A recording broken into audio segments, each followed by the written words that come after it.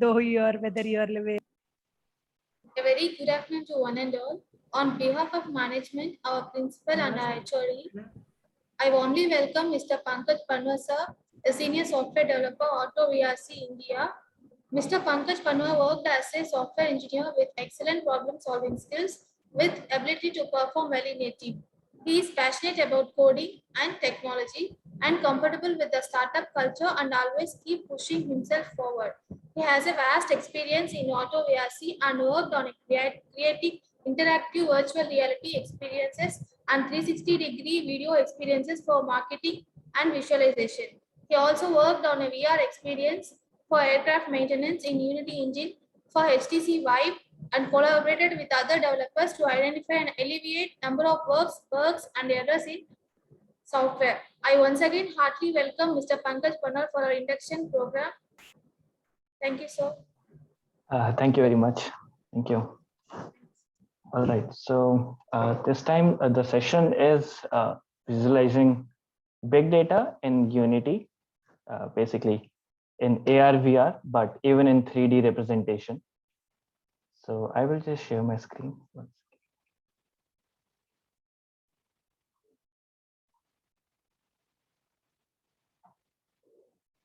Yes. Okay, I hope you guys can see my screen right now. Yeah, we can see the Visual Studio screen. That's what you're sharing, right? Yeah, okay. Yeah, okay. So I'll start with like what is big data visualization. So big data visualization, like it has been in trend for the past few years now because the mass volume of data that is being produced every day, every minute from some of the tech giants. So how do you visualize it? Like you can visualize it with graphs, bar graphs, charts to get a better sense of scale. But like after this can only help, right? Like this can only help to a certain point. There is a limitation with 2D that it is not scalable.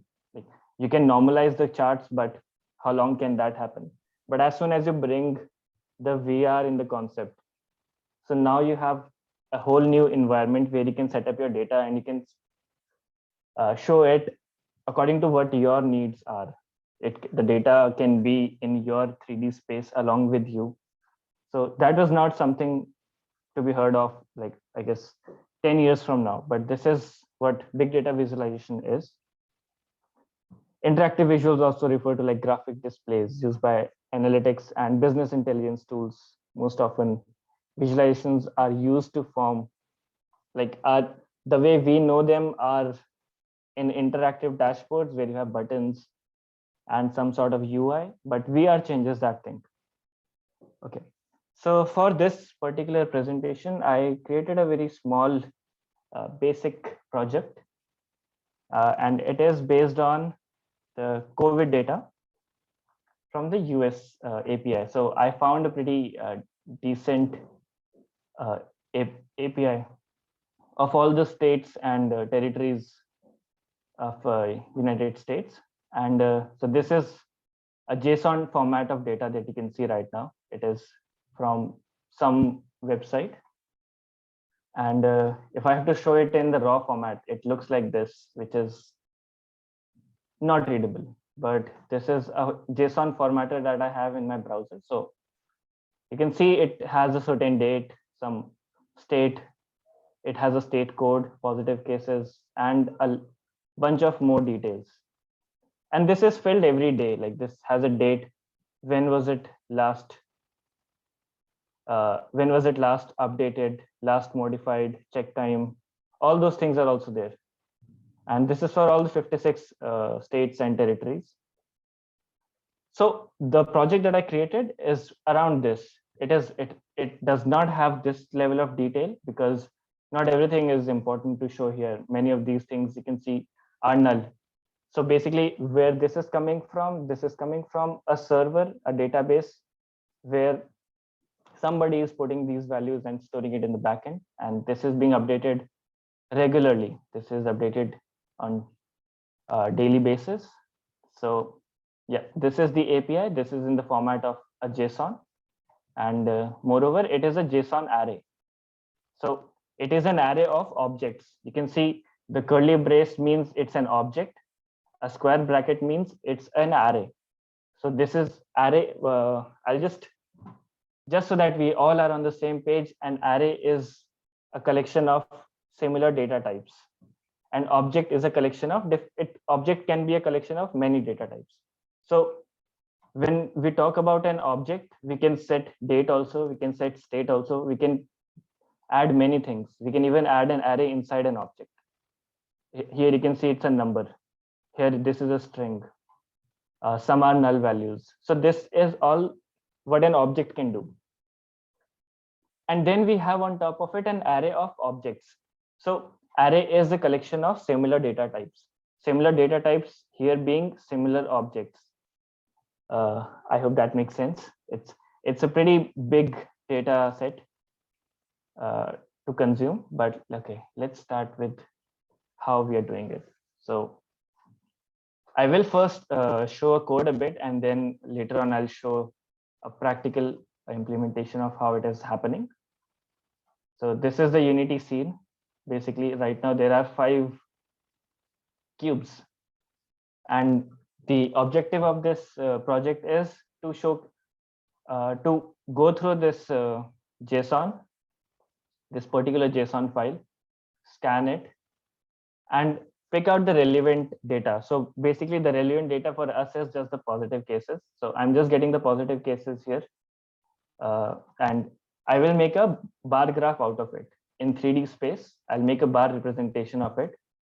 And I'll be doing that for 5 states. So I've made I've already made 5 states. So there are 5 states and we can compare them. And because this is a bar graph, it is normalized. So each value will be normalized according to what 5 states we are in. So by default, there are some random values. We'll come back to this later. Now let's start with, yeah. Okay, so I'll just introduce what JSON is again. This is a JSON of arrays. This is JSON array, but what is JSON? JSON is JavaScript object notation. It is a standard text-based format for representing structured data based on JavaScript. So this is coming from a JavaScript paradigm, but this is very popular among developers because it gives a structure to your data. Like no matter what language you are using, using JSON is a norm now throughout the industry. So you can send data to client, you can send data to server, web pages, vice versa. You can call APIs, send unnested data. Let's say I just want to send this amount of data, I can do that. So all of this, alternatives of JSON are XML, YAML, YAML was there, XML were there, but JSON has been very popular for some time now. So yeah, this is what JSON is. It's just a string. It's a text-based format to structure your data. And then wherever you are using, wherever you call this function, JSON, you have to parse it. You have to deserialize it again to use it. So we will do that here. I'll show you how we do that. So I'll just collapse all these functions first, so it's more clean. And like when we are working in production, it is it's a good practice to create scripts that are plug and play. Like you can just put them, they work like a component, a tiny component that if added will give you more functionality, but if removed should not break the code. So similarly, we have something, I created a JSON reader. So this is the first thing that I made. It's a JSON reader. You can see it's a mono behavior class. So I'll just repeat that again from last time. Yeah, that mono behavior class is inherit. This is the main base class of Unity, and each and every class that I make, I can show you, like each and every class that I make is inheriting mono behavior. So by this, it is telling this means that it is a Unity script, and I can put it on any of the Unity game object. as compared to, there is another script, there is a script which is just data, and it's an empty class, like it's just a regular class. It is not inheriting from mono behavior, unlike these. So mono behavior means this class is extending from this, so it's inheriting this. Here it is not. So this class is on its own. It has no parent child relationship. Yeah. So this class won't work directly on a game object. This class directly won't work on any of the Unity game objects that you see here. We'll have to use it differently. So first is JSON reader. These are few variables. I have a system. Let me just take you through. Okay, I'll just explain the scene first. I guess that will create some context. So we have a main camera, which is set here. As you can see, we can position it anyway. And the way I change it, it'll change the view in the scene. So yeah, I have a light, just some for some good visuals. I have a script called data manager. As you can see, this is a pure script. It has no game. It has no 3D aspect to it. It is just two components of script, two C# scripts attached. And how it looks like in a 3D space, it looks empty. You can place it anywhere and it won't affect, it won't matter, because the 3D part does not matter in this case. So I can put it somewhere near the horizon also, far away, and it won't make any difference. So we have data manager, and then we have an event system. This is something that Unity automatically makes if you're using UI. This handles the UI event handling. Yeah. Then I have a game object called data viz, and this is empty. As you can see, it is empty. It has nothing. It has just some 3D properties. But when I move this, my whole game object moves. My whole scene moves with it.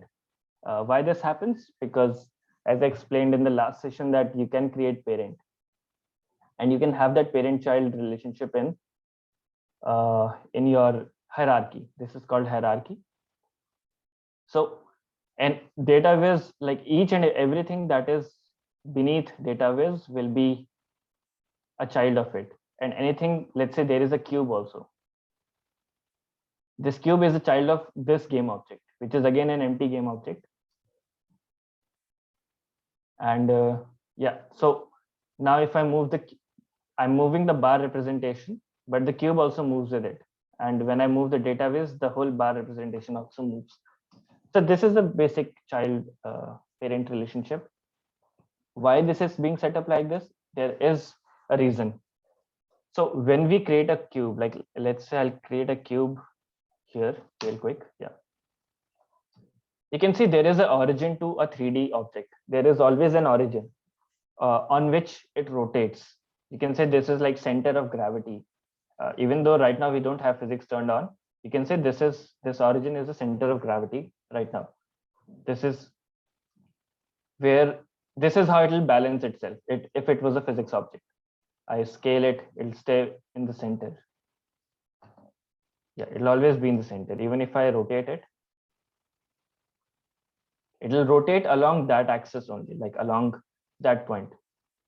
So you can see it scales evenly. If I have to scale it in y-axis, you can see it is going up also and down also, which is not what I want. Like when I was thinking about this product, I wanted the cube to just go up. It should just scale up, because that's how bar graphs work, right? Like they just go up.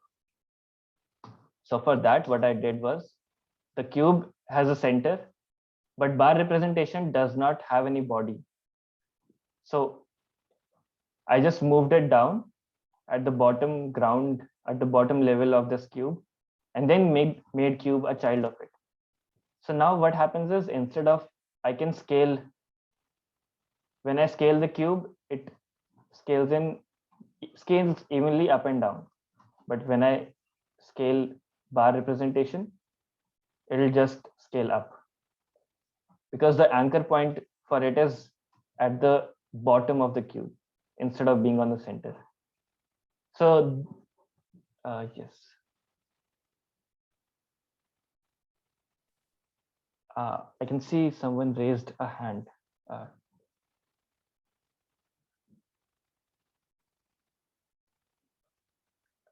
You can interrupt me anytime. Like if you have any doubt, I'll just clear them right off.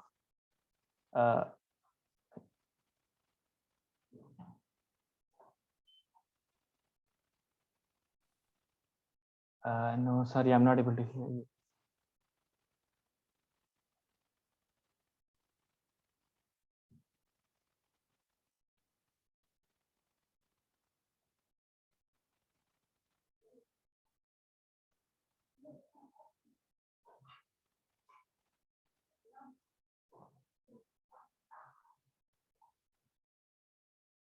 I guess you can write your, if you have a question, you can write that in the chat.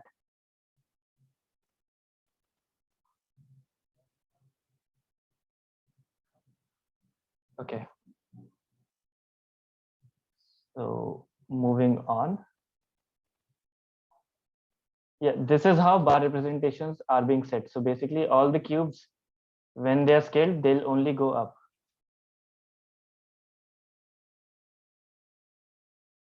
Yes, when I want to increase the bar by 10. So let's say I want to increase the cube. Right now they are at a scale of 0.5. So if I have to make it 10, this is what it is doing. One second, let me just make a different cube. Yeah, this has no parent right now. It is just an empty. So this is 1 meter right now. This one scale means in real world, this is 1 meter. When I make it 2, this is 2 meter. When I make it 10, this is 10 meters. So it's 5 meter up, 5 meter down. No, one second. It's overall 10 meters. Yeah, 5 and 5.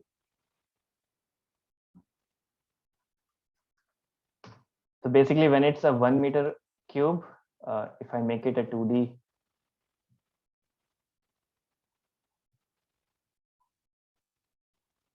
this is 0.5 in up and 0.5 in Y. No, we are still scaling, but the perspective changed. So it's all about origin. Actually, what happens is when, let's say I want to make a parent out of it. So I'll create a parent for this. Let's see if I can do that again. I'll create a parent. And so when this is at this position right now, and my cube is at this position. They are not even aligning properly at this point. Let's make cube a game object child. So now you can see, even if they are not aligned, the center of this whole body, this whole relationship is at game object. The control is at game object. If I move my game object, this cube will also go together. If I have to scale this particular game object, the cube has to scale accordingly. It's not even scaling properly. So if I make let's say I'll make a sphere also. And this sphere is again, let's give it some other transform. So it is at very different angle from all these. And if I make this a child of it, now both of these will have to move with the parent. They will have to move with the parent. And if I scale, you can see how morph this is getting, how unevenly morphed this cube is, this sphere is getting, because it is far from it. So, and we'll keep on morphing like that. Like this is not a good thing. This is, so you have to be very careful when you're making parent parent-child relationship in hierarchy, of how you can see it flattened at a very fast pace, even in the cube. Instead, let's say if it was at 0, 0, 0, and even this was at 0, 0, right? So right now, both of them are at the center of the game object itself. So now parent and the child all are aligned at, yeah, at 0, 0, 0. Let me just bring this up. Now if I have to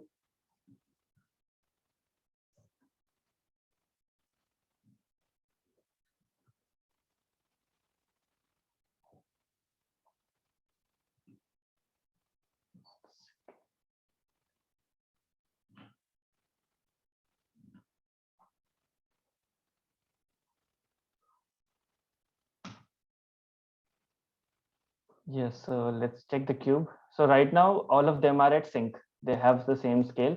And because they are at the same origin also, they are together. You can see the cube and the sphere are of same size, exact size, according to the game object. So why this is being done is, even right now, it is being, so this is 1 meter. This is also 1 meter, but this is 1 meter of the bar representation. And the cube has to scale accordingly. This, if I make it 2, this is 2 meters in unity length, but it is just going up in this direction. Let's, if I make a cube and put it exactly as,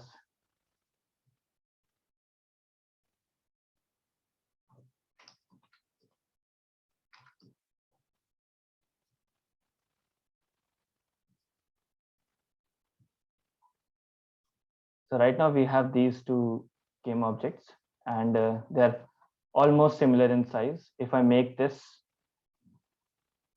1, this is how it will increase. If I make this is already 1. If I make it 2, this is how it will increase.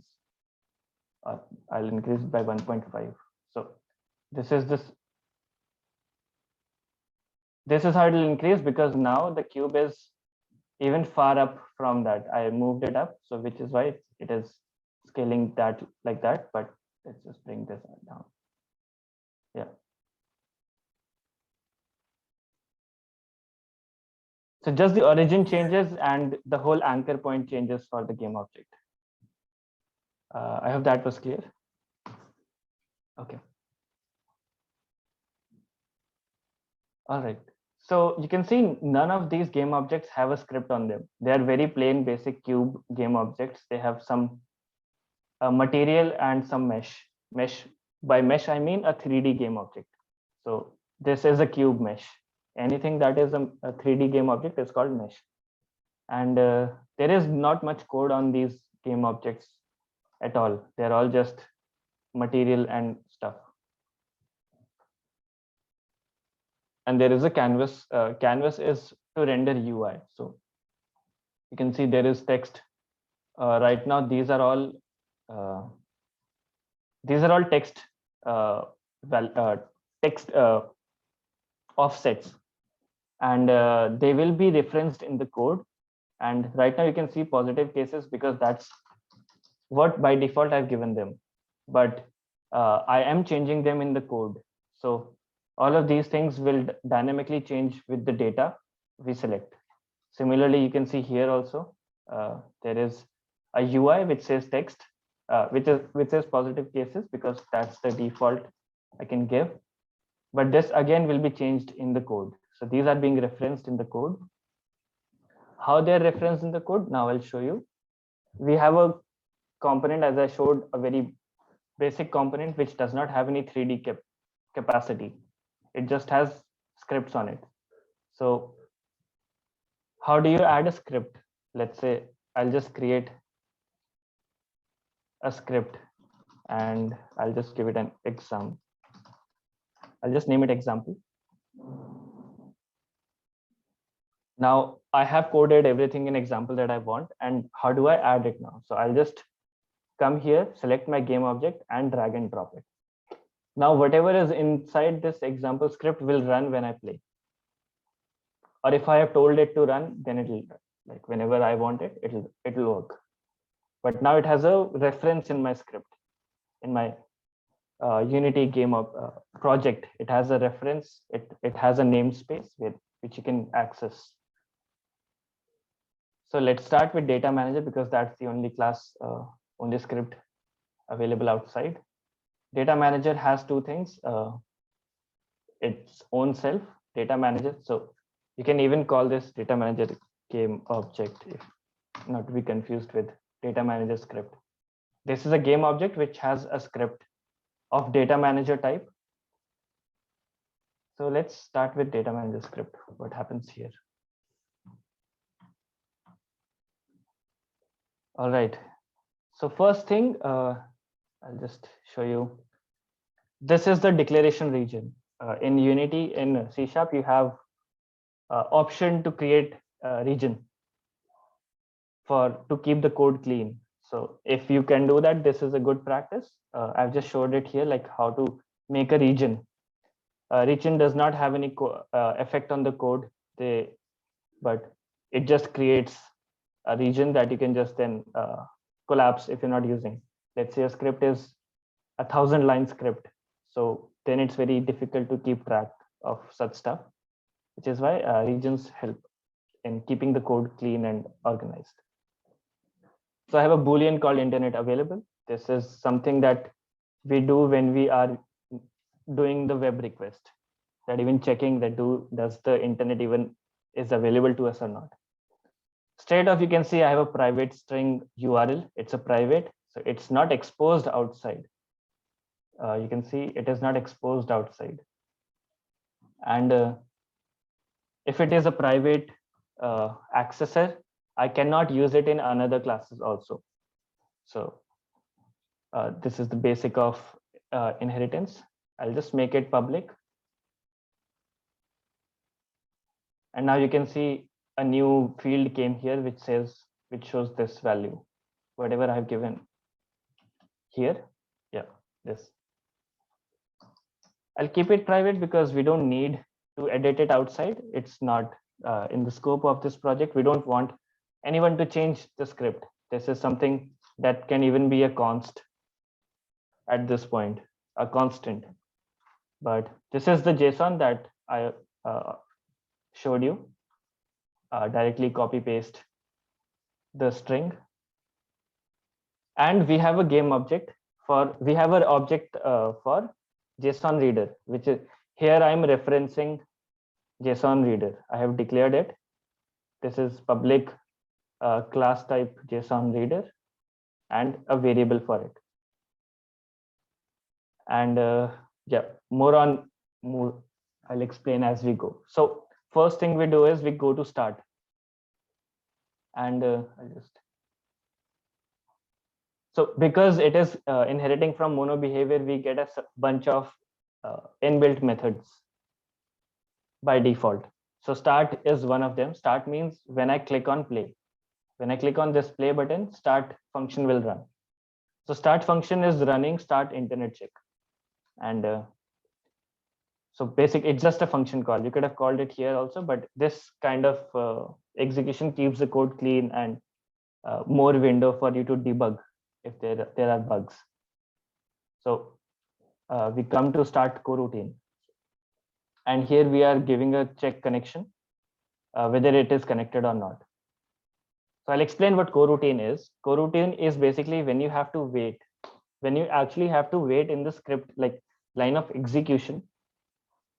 You want to wait for a certain moment of time to get a result, because at the speed at which the code is being processed it's amazingly fast. It just scans through this. So, but we want it to wait here. We want it to wait for pinging google.com. This is just a generic way of checking whether the internet is connected or not. What I'm doing is I'm calling for a request on google.com, or you can do anything. You can call any website. Google.com would be the fastest because it has so many servers. So this is just a ping test. And if this is successful, we at least know that internet is available. So this is what I'm doing. Like I'm on start, I'm checking whether the internet is available or not. If it is not, then the whole app won't run ahead. Like the whole app won't run, and you can stop the execution right here itself. In many apps, you need internet connection by default. So, and we even ask the user that please turn on your internet connection before, like when you're using this app, because otherwise it won't run. So this is what we do. This is plain scripting right now, software development, no game stuff. So if there is some error, if the request error is not null, that means that if request error has something, either it is a connection error or a protocol error, basically HTTPS issue. So we give a log of network error and we set the action to false. Action is a class again in Unity. Basically what it set is, it sets a Boolean to false. So when this function completes, it will set either internet available, the Boolean to a true or a false. If it is true, like if we are in the else condition, we run a function called on network found. So I'll just collapse these also. Yeah. So the line of execution is like this. I've set the code in such a way that it is easy to read. Again, this is just, I could have called it rightly there also, but this is easier to debug. So on network found, you can do a lot of things again here if you want. Right now for this project, the only thing that I want to do when we are sure that internet is found is that we read the JSON. Now JSON reader, as I explained, JSON reader is a variable for this class that I made. It's a variable. And as soon as I make this variable, all the methods inside public variables and public methods inside this class would be accessible to me, not the private ones. So yeah, JSON reader is equal to GameObject.add component. This is something of Unity. This is something that you do in Unity to give a reference. Straight off adding a JSON reader won't work because it does not know. It knows in the script that yeah, we need a JSON reader, but it does not know what a JSON reader is at this point. It just knows that yeah, we need a JSON reader and we have the functions available, but it does not know what it is, where it is. So how do we do that? We give it a value. So we give it a GameObject.add component from JSON reader. This is a standard Unity script. And then there is a concept. So at this point, JSON reader has a characteristic to it, a characteristic of this class. Before this, it was just a variable, like any other. Now it has access to this events, and I'll just show. So basically what JSON reader does, it takes the main idea of making a JSON reader type component is that you just put this data, this raw data into it, and it will give you a readable game object. It will give you something that you can work on. That is the main task. And it's a component. You add it, you use the functionality, you remove it. So here we are again now we are in JSON reader. Yeah. So I call this function. This function starts a event.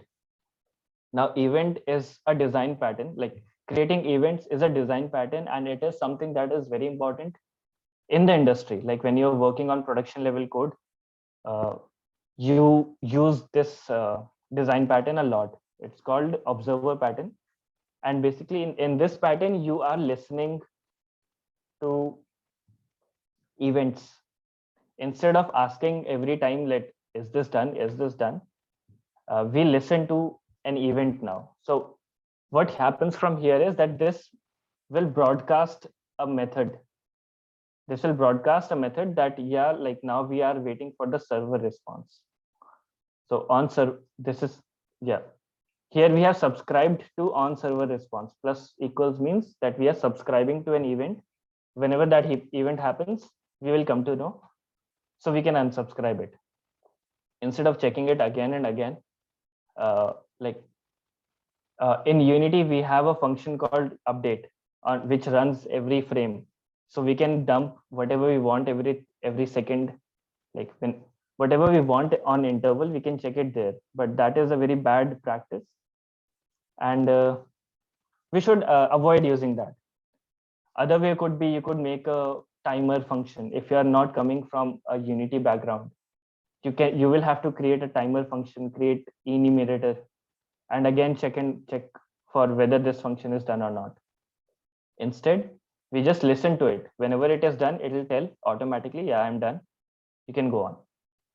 So here I subscribed to an event, and then I call a function, read JSON data, which is this function. Apparently their names are same. So I just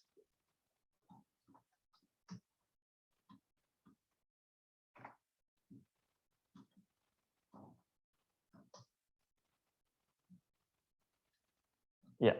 So this function calls this function. So from data manager, I'm calling JSON reader to read a script, and we pass in the URL, this URL that we have.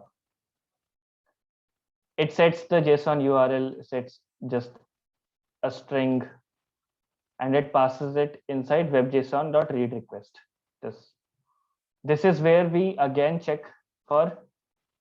Now at this point, we know that we have internet connection, so we are good to go. If the JSON is fine, let's assume that JSON is fine, and this URL is exactly correct. If there could be possibility that this URL is not right, maybe some there is a typo error. So in that case, this is where we should handle that case, that if there is a typo error or the HTTP error or something wrong with the JSON, this is where it is being handled. So again, we give it a web request and we wait for the web request. At this point, we wait for a certain time and we wait for the web request. If the result data is some error, so we print that error reading JSON data, and we print the error. This is basically your error handling. And as I mentioned that we were listening for an event to happen. We were listening for an event of server response. So here on server response will send null back to this function. This means there was some error and you can't go ahead. Else, if web data is done means that it has a value, it reached the end. So we create a JSON string out of it. So whatever we have at this point, we create a string out of it, which is download it and create a text out of it and set it in a string variable. So this is a string variable and pass it on. So server response null, this is just some error handling, but if it is not null, pass it on. So basically what happens is when we have done this part and because we have subscribed to an event, either we get a null or we get a response. If we get a response, we come to this function, which is, it's a bit of a crisscross right now, because this is a good practice though, right? Like, because we are subscribing to events instead of checking it again and again. So it passes the function string value, whatever it could find. So basically at this point, the whole data has been converted into string. And this is where I destroy the JSON reader because I don't need it anymore. The function that it had to do was done. I'll not do that right now. And because we have received our data, a string data, we can unsubscribe. We can stop listening to whatever server response we were trying to subscribe to, and we unsubscribe it here. Think of this as a broadcast message. This has broadcasted a message to like a project-wide level. And as soon as this function received that message, it gave a response. Whatever the response is, based on that, it called another function and it stopped that broadcast message. So here we are done with server responses. Now I have a string data which I send into parse JSON. So Now this data at this point does not make sense for us. It is not useful. I'll just, yeah, we can print this out also, like what sort of data this is, but I'll do that again. I create a, yeah, this is just a string variable in which I set it. So I set it inside this, and then I put it inside get JSON array. So as I mentioned, I think it's good time to show what we're actually getting at this point.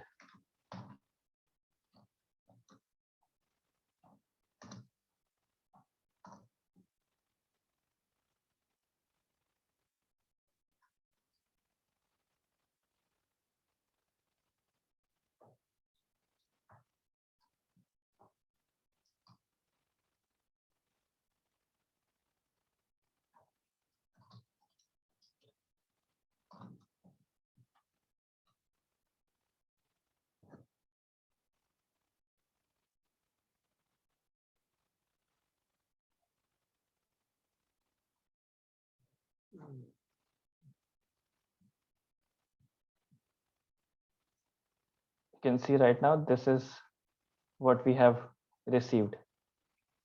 It's the whole thing, the whole JSON, the message has been truncated also because it's beyond the limit, but this will be logged in some file. This is the same thing as this. It's in C# string now, so it is more usable for us. So from JSON, now we are breaking it down to string. But this is not what our requirement is. As I mentioned that our JSON is an array. So the outermost bracket is a square bracket, which means it's an array of objects. So we need to store it in an array class. And how we do that is, I have a state data. This is a very normal regular class in C#. It's not a Unity thing. It's a C# thing. And class is basically like an object, but it has public by default in C#. Class and object do not have a lot of difference. Class have some functions. That is a good thing. Object does not have functions in Java, in C#. So class is again a collection of certain different data types. So here we have a string, we have integer, string, and these are the values that I wanted to track in from these many values. So there are a lot of values, you can see, and some of them are null. So I went through one object and just selected what all was consistent and not buggy throughout. And yeah, so based on that, I've given them a name. Now this is not, I haven't given it a random name. These are exact entries according to the JSON. So if you see state, it is state in here also. Positive is positive, hospitalized currently. Similarly, total, all of this is exactly should match to the field here. Otherwise, this won't work. So this you have to be careful about when you're creating fields.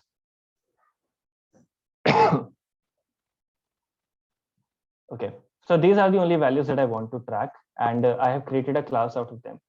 So when I make a variable of this class, it will have these many values. So let's just do one thing. I'll just give it a make it a mono behavior class. As soon as I make it a mono behavior class, at least I can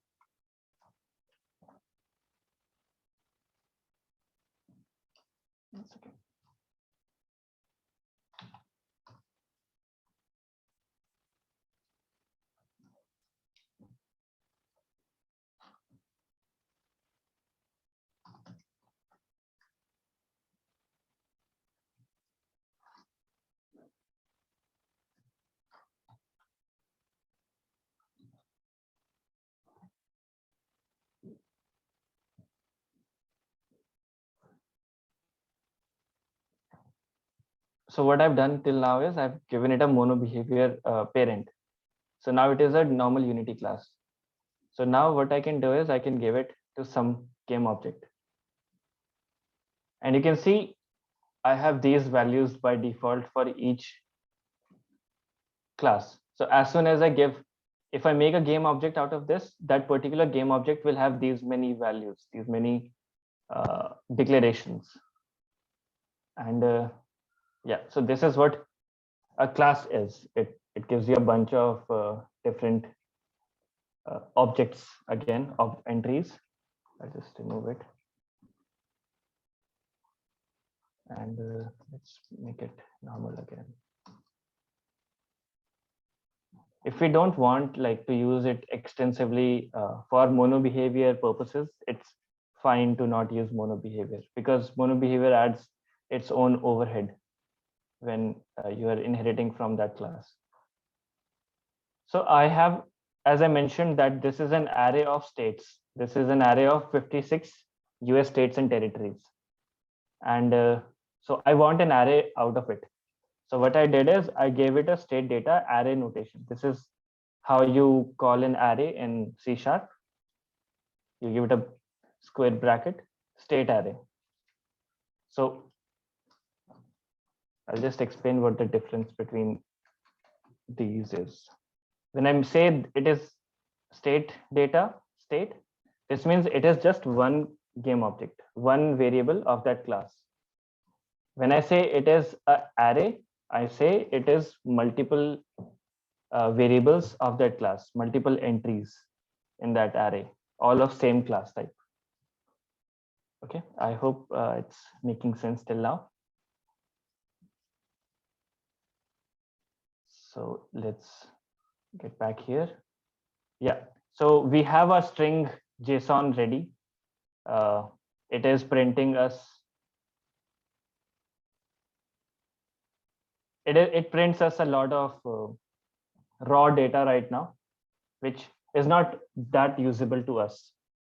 Then I have a helper function that I made. This is called getJSON array. Now C# Unity does not have a very sophisticated JSON deserializer.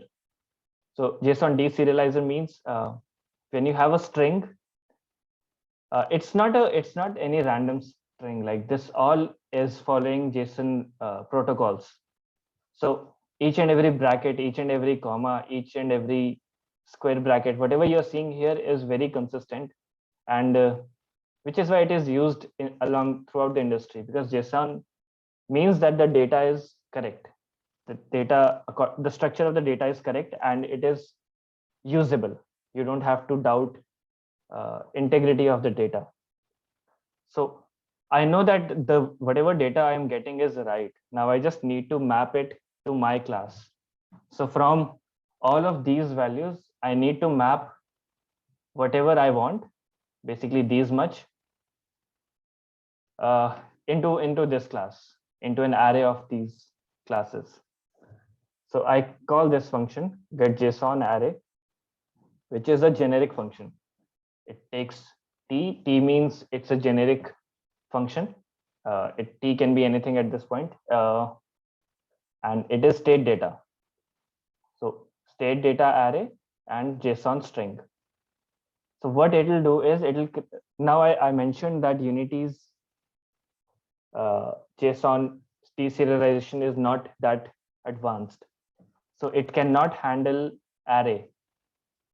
this array notation. What it can handle is object. So had this been an object like curly braces, it would have worked amazing. Like I would not have to do a lot of things for it. I could have just read the whole object of objects. But because this is an array, and I cannot change it because it's coming from an API, I can download this JSON offline, change it, and read it here, but that defeats the whole point of big data using servers and all those things.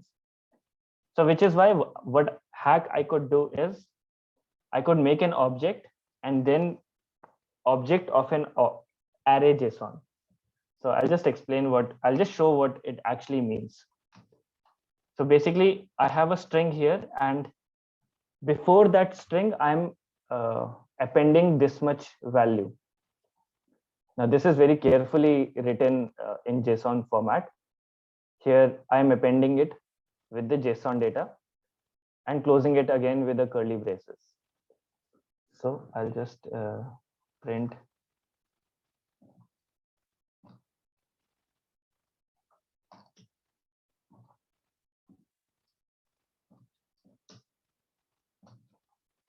I'll print the old version, then I'll print the one that has been appended.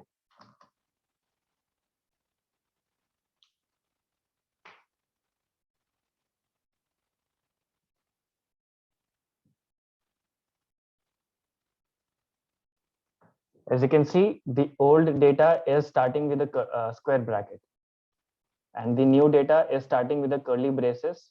It has some value, like some string written, and here from here it is starting with an array.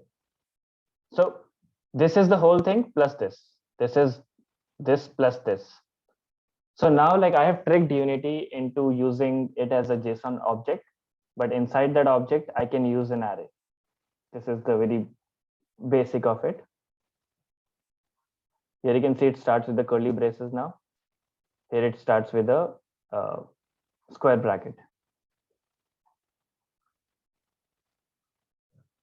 And so from here I can deserialize it again. So I have a new and old JSON. I have my new JSON, which has been converted properly. And this function takes care of making it a class now, making it an array now. So from JSON wrapper class, I have a wrapper class. Wrapper means it's just wrapping it. It's just wrapping it with an array. So it's just an array of whatever I send it. It just sends back an array of it. So wrapper of T, and I'm giving the new JSON, and I'm returning the wrapper array. Where I'm doing that, I'm doing it, yeah, here.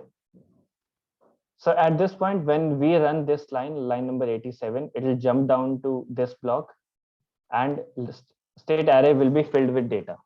This is the gist of it. I'll just show how that works. And all of this is dynamic. Like, this is being done, like, whenever I click on play, it is going to the server, it is getting the JSON, it is reading it, all of that stuff. So I have few values here. Is internet available? Right now it is, I'm not playing, so it is off. JSON reader is empty right now. I'm not assigning it. And this is just a string. And you can see there is an array which says list is empty, because right now it's not playing right now, so it won't show anything. But let me just click on play.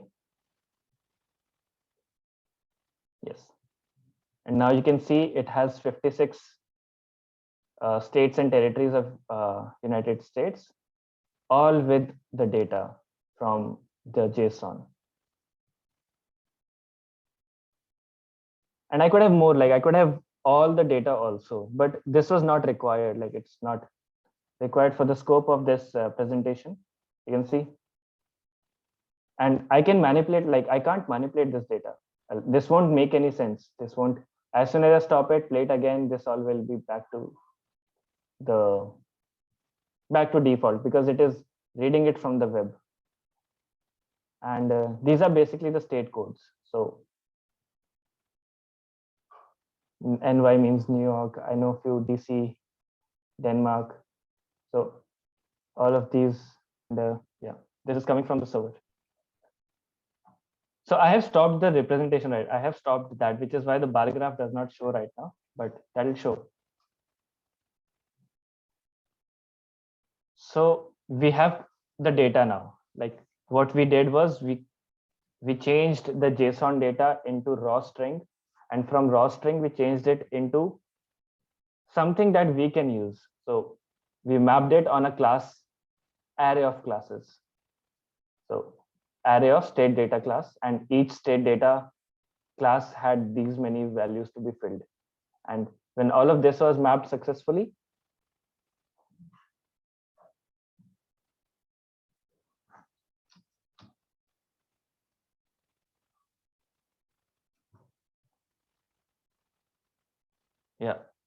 When all of this is mapped successfully, we set B Boolean data captured, which is a variable here, to true. This is being set to true, and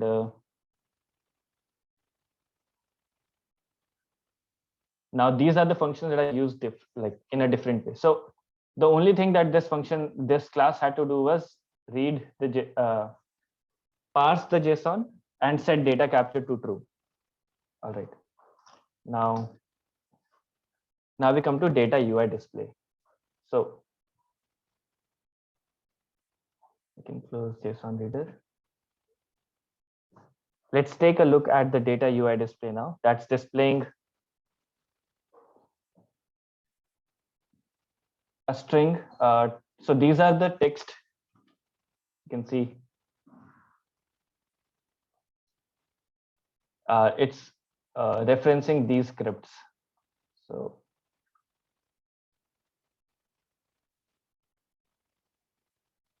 yeah, positive cases, and this is a default string. I've already given it some string and I will append some more. So appending means, so now it will say this is what string appending means. Okay, so we have a variable for data manager. Basically this class, the variable for this class is being set here. So all of the public variables and functions I can call from this class using this variable. And we have a serialized field. I'll come back to serialized field in a bit, which is UI text. This is a UI text element in Unity. And then we have, so these are all declarations. Enum, again, enum is a good concept. It is something that should be practiced when working in production, when working with like a production level code. What enum does is it's a special class that represents a group of constants, like final. Maybe in Java you can use final. So similarly, enum is a special class which sets constants, and it is short for enumeration. An enum variable type can be found in C, C++, and C#. The idea is that instead of using an integer to represent a set of values, a type with restricted set of values is used instead. So let's say these are all 56. I mapped them manually and in an order also, because they had to follow an order of how they were in the JSON data, just so that things are not buggy. And you can see when I hover over any of them, they show a integer value backing them up. Right? If I click, if I go here, it's 0 based index, so it goes till 55, 0 to 55. And what enum does is it gives it a value also. So instead of using integer, I can use an enum. So it is a constant wherever throughout the code. If I have to say ak means 0. So I can access this using statecode.0, which I'll do. So I don't have to keep a track of these values. I'll just have to keep a track of number values, which is more easier in this format. Right?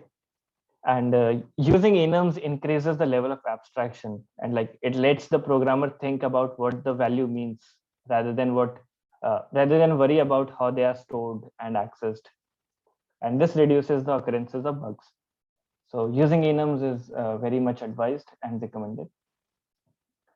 Now, public means it is public throughout the code.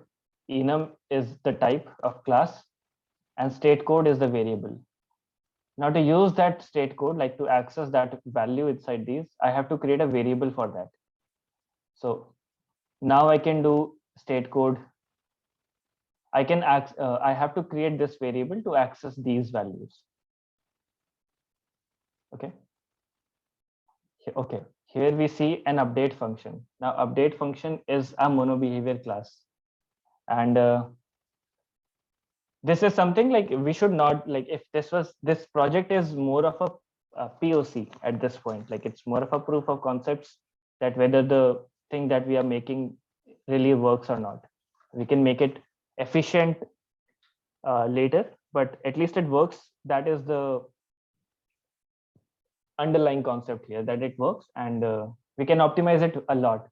So for time, like for saving time, I just created a function, some implementation in update function. What update does is it is being called every frame. So 60 times in a second, this function is being called, and 60 times of a second, it is checking whether data captured is true or not, which here is setting it to true. Like I'm just returning, I set the data captured to true and I return it. So here I'm checking whether data captured is true or not.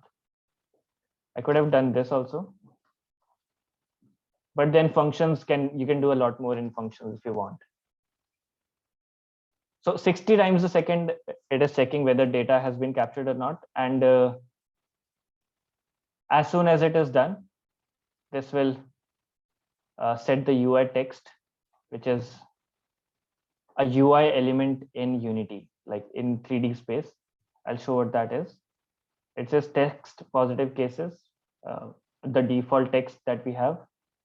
So this is equivalent to writing this. It won't throw an error.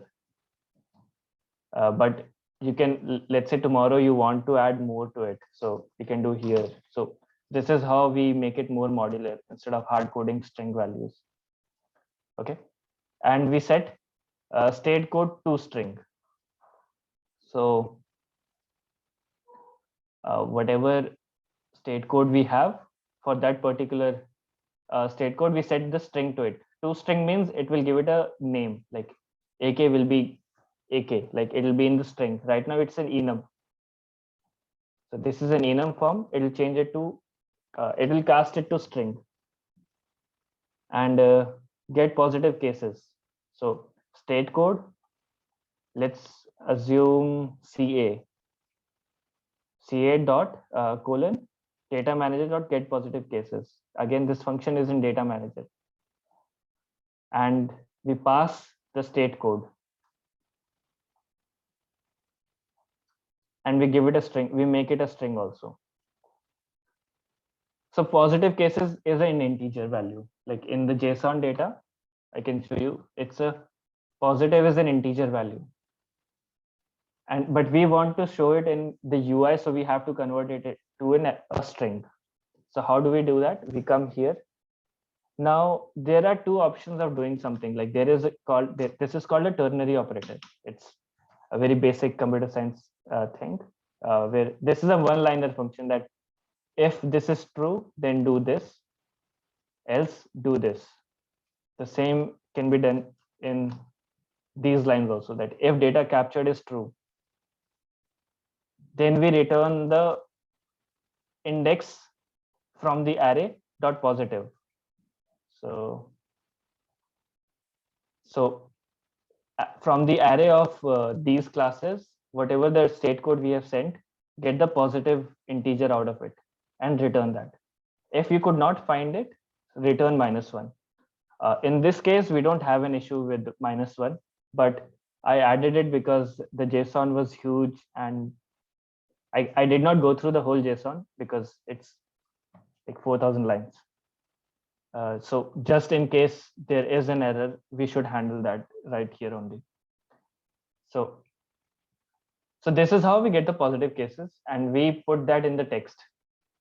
So this will, when by the end, when this will run, you will see UI element which says positive cases in particular state code and whatever the positive case they have at that moment. All right. So with that done, yeah, get state index gets the state index of that particular state code. It is casting it to integer, and this is how we get the state positive cases.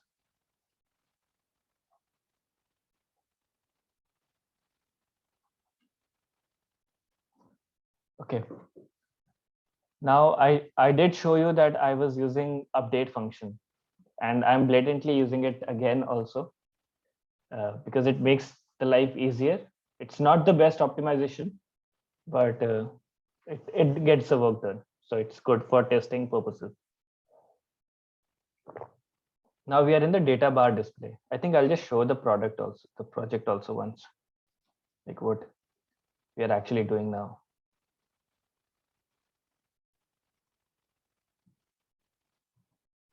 So you can see, as I mentioned, that all of these are dynamic and they will be changed in the code as we are checking. So this is the data manager, and there is another script called data bar display, which has 5 entries. So for this particular presentation, I chose that I would show 5 states. They can be any. So this is coming from this value. You can see this is a huge list. This is coming from the enum that I made. This is the huge list. So I can get any value. All of these are different state codes in United States, and just randomly selecting them. When I click on play, yeah, you will see the name changed. So again, positive cases, just a default. What I can do,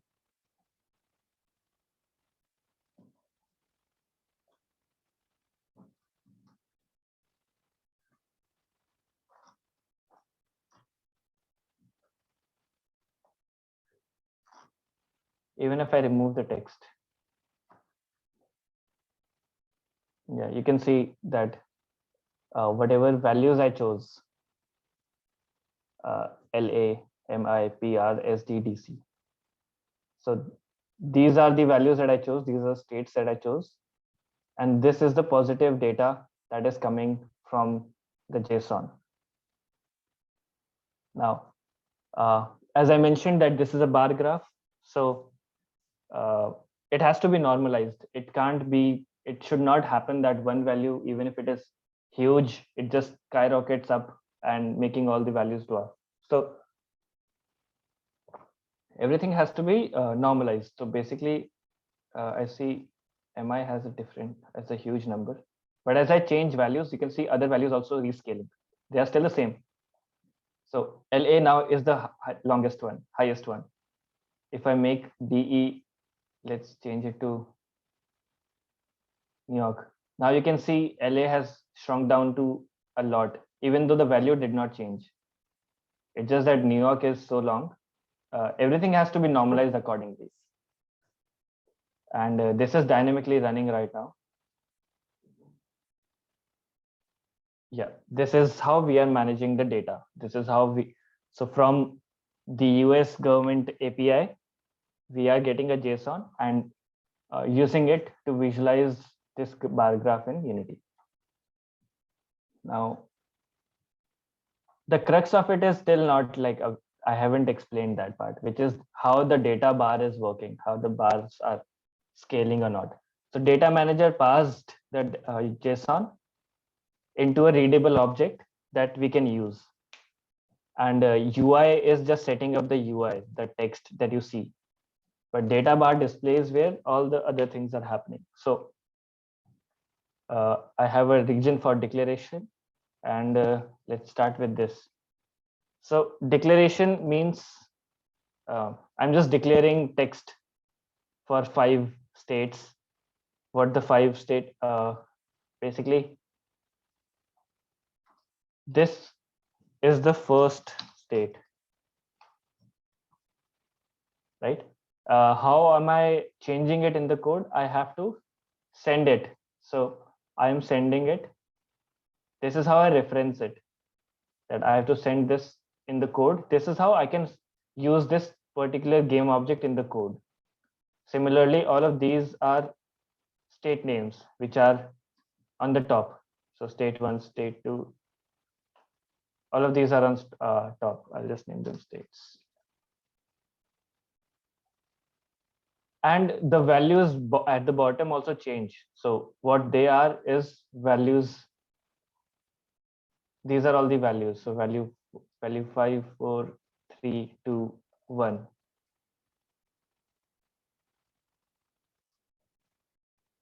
I can name them values. These are also, I'm sending it in the data manager game object inside data bar display. I'm sending these also values. And then I'm sending the bar representation itself. I explained that I'm not using cube. So cube will not work for me because this is not how bar graph should scale. They should only scale in this axis, which is why I'm sending. These are the bar representations that I'm sending. So basically all of these. Cube are the children of these representations. So they will move, that is the rule that they have to follow, but all the other rules will be of bar representation. If I have to scale it this way, it will scale like this.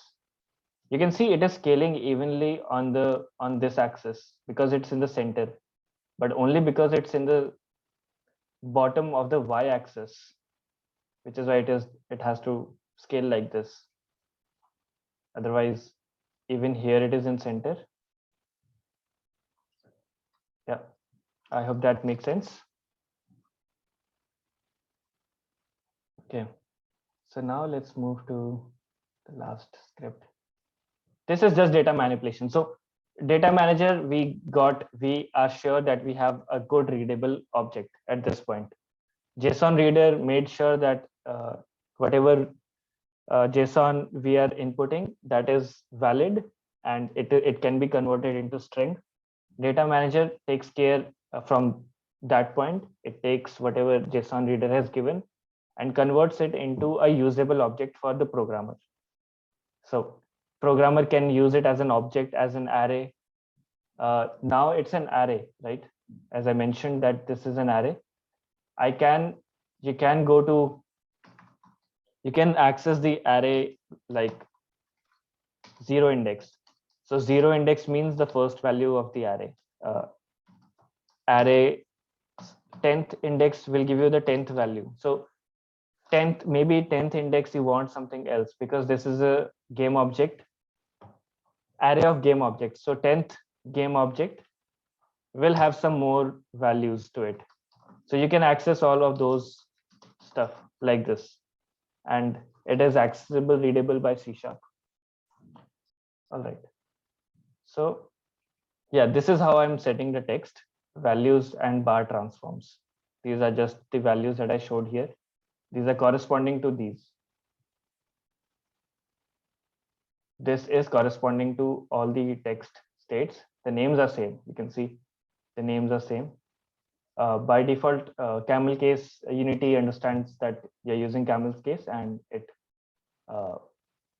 just names the thing properly, whatever variable name you have. So these are the declarations all done. Now we have a state code for header. And here I'm using serialized field. What serialized field means is you can have a, so I'll just make a space. Yeah. You can see this is a public variable. And this does not have an access specifier. So this means it's a private access specifier. This won't be available to different classes, and this won't be available this should not be available here also. So this is what is corresponding to this particular block. This particular block that you see, this is corresponding to these values, but I'm still able to see it. I can still change it. So how is that happening is with serialized field.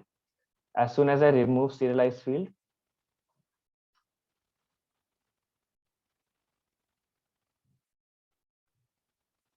I should not be seeing them. Yeah, I cannot see them anymore because they are private by default, and we cannot access it. So The only thing serialized field does is that it still keeps the variable private. So it is following all the rules of OOPS, object-oriented programming. But for developers' uh, ease of life, they can at least change the values in the editor. So it is, it is exposed in the editor. If you do not want it to be exposed also, just remove serialized field, and then it's a total private game object. Now there is a concept of properties, which is a bit advanced, but I'll just explain it. It's just when you create a variable, you have to create a getter and setter for it. That is the norm, and this is a shorthand way of doing it. So this is in C#, in Java, like in different classes, there are different ways of using getters and setters. In Java now, like people use Lombok, so they'll just do @getter, and it'll create a getter function for it. Similarly, in C#, we have something called property, which just sets and gets by default. So this is just a shorthand notation for getting the value, getting this value, and setting the value to whatever we will send it. Basically, this is where we set it. All right, so at this point, we have set 5 different, all of these are same. They're just 1, 2, 3, 4, 5 states. So this is a bit of a redundant code, but okay. Then we have 5 positive values also, integer, corresponding to each state code. So each state code will have a positive value corresponding to it. And then we have an array of current values. So what I'm doing is, because I explained that when I play right now, these numbers are corresponding to each, like they are in relation to each other also. Like you can see, when I click on this, you see, let's keep an eye on DC. I'll change MI. So when I change MI, you can see DC also changed. So how is this changing? This is changing because they are all in an array, which I've set before even doing this thing. So they are all in an array and they are corresponding to each other. And this is how I normalize it. So there is a current values array which will take these 5 values and they'll create a relation between them. So at each point, this array will be holding 5 values. Now there's a Boolean for data changed, data set changed, and a graph multiplier just to make things a bit more visible. This is a constant value that I'm using. Yeah, it's a constant. And yeah, I'll come back to these later. Let me just explain. And similarly, as I explained that where I have to use the state code, I have to create a variable out of it and then use that variable to access the enum. So I've created 5 variables inside this data bar class also. So data display dot, this is the class name dot state code and the variable. Again, this is not the best way, like there are many better ways of doing this, but this is the fastest way of getting the values out of some other class, given that they are public. So if they are private, then it's a whole different story. You have to create private methods, all those things. Okay, so we have all in all, we have created 5 values with 5 text elements to show the name, the value, the name of the state, the value of positive numbers, and the corresponding bar graph. This is where the declaration ends. And now we come to built-in events. So this particular class is inheriting from mono behavior. And as I've explained in the earlier session also, that mono behavior comes with a set of built-in events that you can use. So start being one of them. Start means as soon as I click on start, this function will run. So now you can just see, if I show you, data manager also has some things that are working on start, and data bar display also has some things that are working on start. So right now this is fine because the data code execution works because data manager is first being called, because it's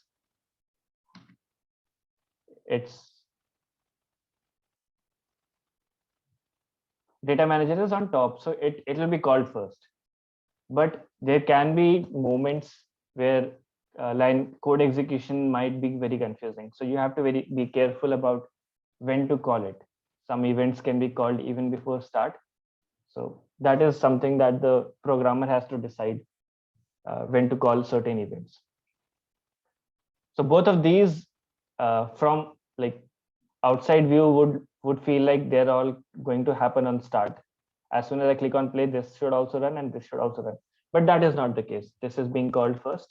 It's higher in the execution line than this. So when I click on start, okay, when I click on start, I get the positive, I'm setting the positive values. So I'll bring the data manager. So I've created a data manager variable, which I explained. All the public methods and variables I can access with this variable. So positive values, when I click on start, I'm setting the 5 positive values by calling this function, which returns the positive value for that particular state code. I'm sending the state code, and this is the enum state code, which here. So let me just explain it again. If I select LA here, let's select IA. IA is Iowa. So when I click on Iowa, this has been set to Iowa at this point because it has a getter and setter, and setter takes the value and set it to Iowa. Now, when I click on start, this is set to Iowa according to the code. So when I call this function, this should send this state code for Iowa, and this should get the state index for the particular state, get the positive value out of it. Similarly, for all the 5 states that we are selecting, all of these 5 values will be set here. And I'm setting these to enum state codes just for cleanliness. Like this is just a cleaning process, just to make sure that everything is in sync.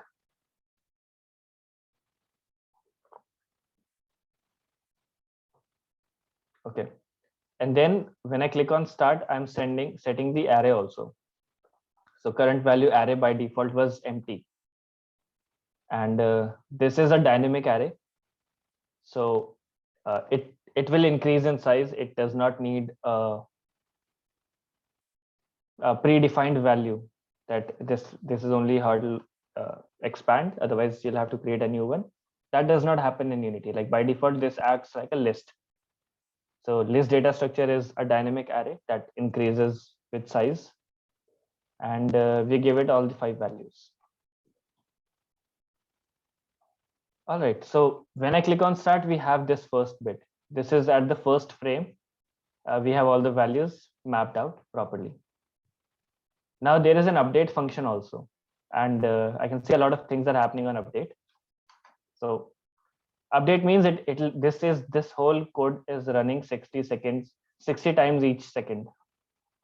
Or if your system is powerful, it will run at 120 times each second. So a lot of computation is happening here, but it's not that big of a deal for modern PCs. Again, all of this could be done better, but it's just that this makes this is our POC, and we know that this works, so we can optimize it better with time. So from the data manager, we know that data has been captured. I'm setting it to true here. As soon as my object, my JSON is deserialized properly, I set the data capture to true. So it is checking for if data captured is true and data set has not been changed. which is this Boolean is by default set to false. If it is empty, means it is false. So this is by default set to false.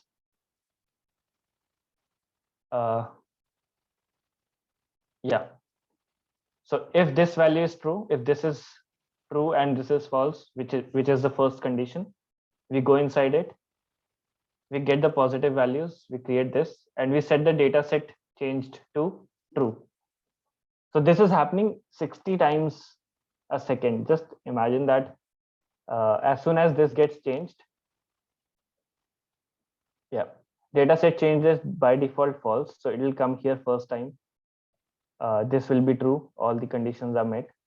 It sets the values. It creates an array, and then it changes the value to true. Data set change equals to true.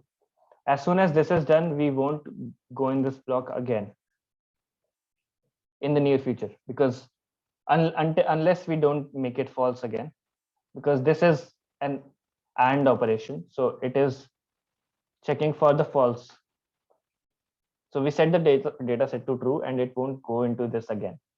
We come inside this, we set the name, whatever the UI text is, toString, text, again the value from the text value, and this is state name, this is the value name. So this is the state name, and this is the positive value in text format.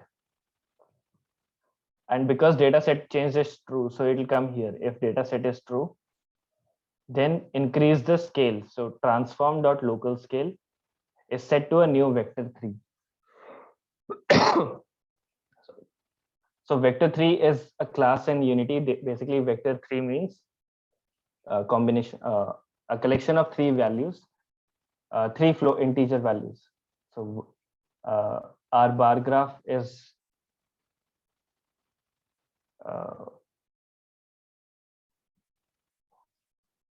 it does not need to change in x in this in this and this value. So basically, we don't want our bar graph to change in x and 0 dimensions. So we set it to 1 only. This is our bar graph 1 1 1. We only want it to increase in this. So what we will do is we will give it a x. This is the x. I'll just show. New vector 3 takes a float x value, a float y value, and a float z value, z. Okay. So we give it a predefined 1 because we want it to be 1. If let's say we want it to be 2 for some reason, we can do that also.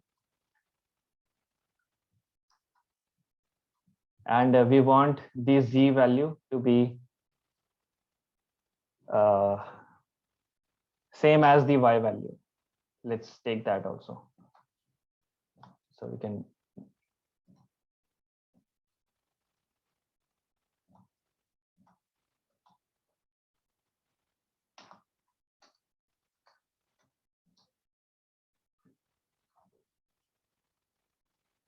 so instead of setting it to 1 and 1, we are setting to 2 and the same value that we're getting in y. So now you can see it, whatever the length it increased in y axis, it increased in z also, z axis. This is the x, this is up is y, blue, this particular axis is z axis, and this red axis is x axis. You can see. Okay. But we can keep it to constant also, because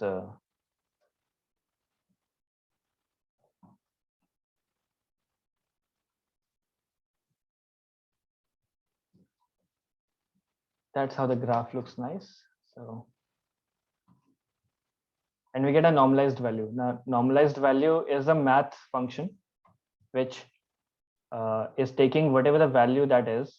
I'm sending the current value of that number and reducing it with the lowest value. So these are two helper functions that I made, lowest and highest value.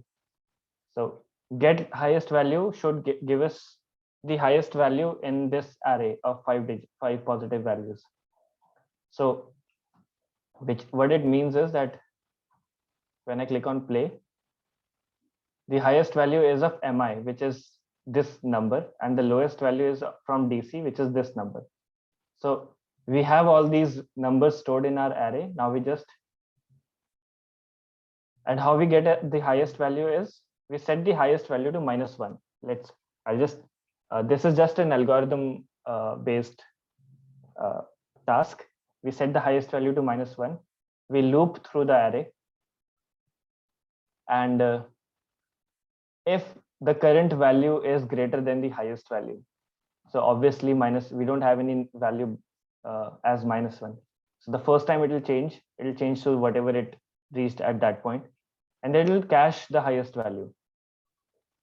And as soon as it comes to mi, that is the highest value, as you can see in the chart, in the board also. This, it will cache that as the highest, and now this condition won't run for the rest of the loop because everything is false. So we send the highest value. Exactly same, we send the lowest value. The only difference is that the lowest value by default is set to a maximum value that you can get. This number that you see, we set it to default by this, and then we reduce it to the lowest, and we get the lowest amount. And then we normal. So basically, this is how we get the relation. We get the highest value from the array, we get the lowest value from the array, and then we use them to normalize whatever the value we are passing in. Whatever 5 values we are passing, we pass them by reducing it to the lowest by lowest, and then dividing by the highest. It's just a normalized formula. And yeah, this is the result value. It's just a math function. And because I wanted to showcase like this in a it should look good. So you can add some constant multiplier also, which is why like I have added it by 0. This is just a constant addition that I've done just to make it a bit more dramatic, good looking. If I don't do that, it should not change anything. So it's just that now the data won't be that pronounced. So yeah, you can see this is the actual data, like when we get it from the JSON, because we are normalizing it. You can see this value did not even came to the surface level. It's this less as compared to the mi value, which is why I had to add some sort of multiplier constant which acts on all of them. So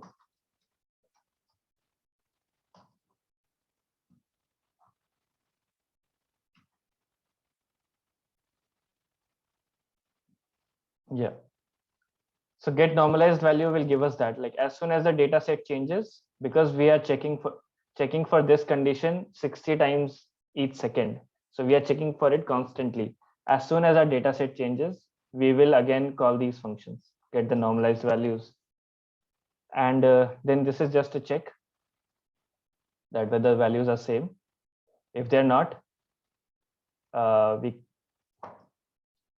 we set them to whatever the new values that we set. So this will come in handy when I'm playing right now. And yeah, so right now it is running, and at this particular moment in the code it is checking each time, like each frame it is checking whether I have changed the value or not. So as soon as I change the value, it will again get a new normalized value. So as soon as I change the value, data set changes, I get all the new normalized values, and then I set the data set to false, so it does not give me an overhead. As soon as I again change the value, you can see, yeah, they will normalize. And the similar set of things you can do with anything. Like you could have created we could have created some function on total or some function on total test results. You can use it in any way. And right now this is just a 3D space, but if had this been in VR, you could have seen this just in front of you. This is the only difference that this is the thing that VR brings to the table, that the UI is very useful. I did not add any button in this, but we could have button also. You can add anything based on this. This is like a very basic structure to a quality project that maybe somebody can work on as a hobby. And yeah, so that's about it. It's just, yeah, as soon as I stop it, the whole list gets destroyed, everything gets empty. As soon as I play, it again reads JSON. And yeah, now this JSON does not change with time, but let's say during the peak COVID times, this data would be changing in the API also. So if this was running and the JSON is updating, you would see that change running dynamically here also. Okay, with that, I think I'm done with explaining this tiny project. Please ask your doubts if you have any.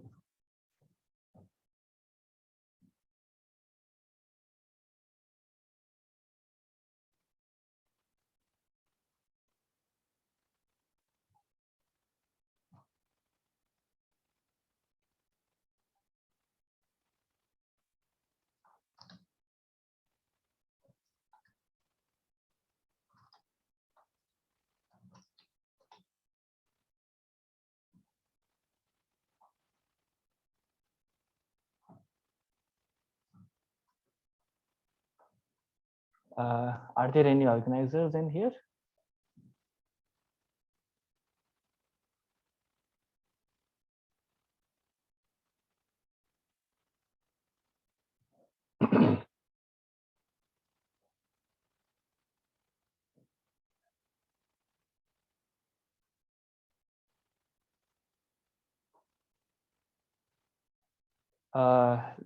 Is there any organizer available? Sir, Yeah, participants, do you have any queries?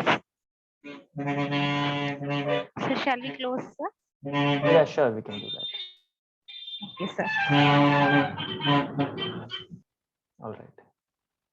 Sir, Yeah, Sir? if anyone has no doubts, I think we can conclude. Okay, but, sir. Yeah.